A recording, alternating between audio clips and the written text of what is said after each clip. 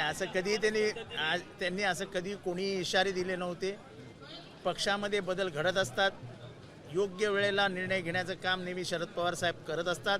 आणि ही सगळी प्रक्रिया ही मी आत्ता सांगतो, ही माननीय जयंत पाटील साहेब यांना विश्वासात घेऊन करण्यात आलेली आहे.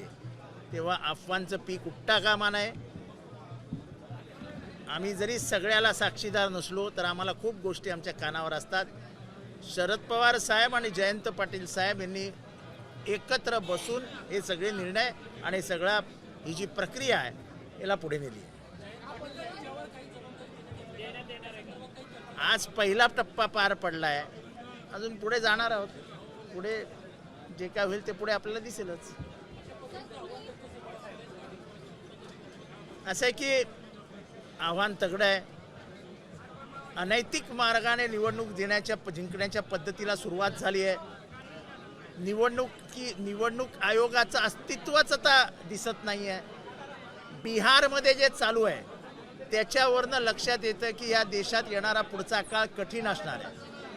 निवडणूक आयोग हे सत्ताधारी पक्षाचा गुलाम असल्यासारखं जर वागणार असेल, निवडणूक आयोग हे कठपुतली असल्यासारखं वागणार असेल, तर डॉक्टर बाबासाहेब आंबेडकरांनी संविधानाच्या माध्यमातला जे अधिकार निवडणूक आयोगाला देऊन स्वतंत्र अस्तित्व हे केवळ लोकशाही टिकवण्यासाठी मान्य केलं होतं, त्या डॉक्टर बाबासाहेब आंबेडकरांच्या विचारांचा आणि संविधानाचा पूर्ण पराभव लोकशाहीमध्ये निवडणूक आयोगच करतोय आणि ही धोक्याची सूचना आहे.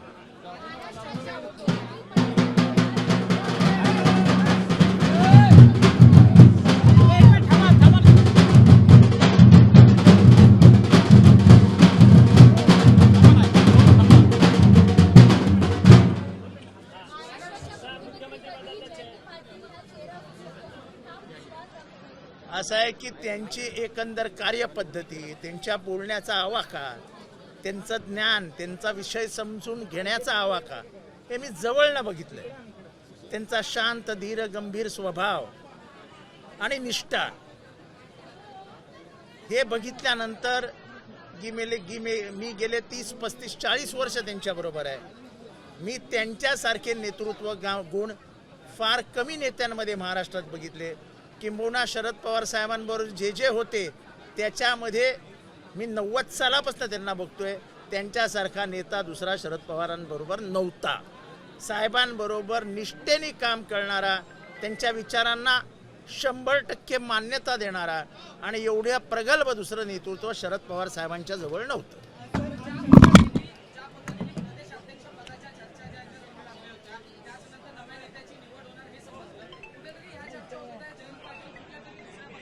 शरद पवार साहेबांप्रती एवढं प्रेम करणारा, निष्ठा असणारा, अवघड प्रसंगात शरद पवारांना साथ देणारा दुसरा नेता महाराष्ट्रात नव्हता. जेव्हा सगळे जवळचे रक्ताचे सगळेजण सोडून गेले तेव्हा तुम्हाला काय वाटतं? शरद पवार आपल्या जयंत पाटलांना संधी आली नसेल, कुठनं विचारणा झाली नसेल? पण त्यांचं म्हणणं एकच आहे की शरद पवार साहेब हे जादूगार आहेत. जितेंद्र ह्या नेतृत्व कधी कांडी फिरवेल सांगता येत नाही. आणि एकदा प्रेम बसलं की बाकी सगळं गौण असतं. शरद पवारांवरती जयंत पाटलांचं बापासारखं प्रेम आहे. तेव्हा हे दुसरा पक्ष भिक्षा अफवा बिफा याचा काही संबंध नाही.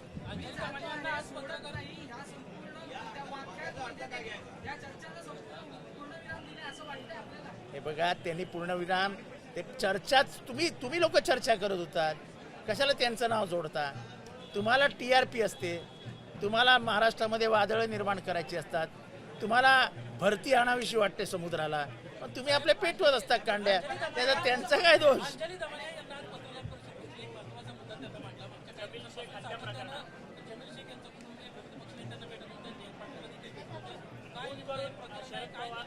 अजित पवार आणि उपमुख्यमंत्री अजित पवार आणि उपमुख्यमंत्री एकनाथ शिंदेच्या जवळच्या व्यक्तींकडून त्यांनी आरोप केलेले. असं आहे की प्रकरण अगदी स्पष्ट आहे. सगळे पुरावे पोलिसांच्या हातात असताना कुटुंबाने त्यावेळेस जमीलचं प्रेत उचलण्यास नकार दिला होता. पोलीस तेव्हाही संबंधित माणसाचं नाव घेत नव्हते. FIR मध्ये नाव असताना त्याचं नंतरच्या चार्जशीटमध्ये नाव नसणं हे सगळं संशयास्पद होतं. त्याच्यावर अंजली दमानी यांनी आज बोंड ठेवलंय.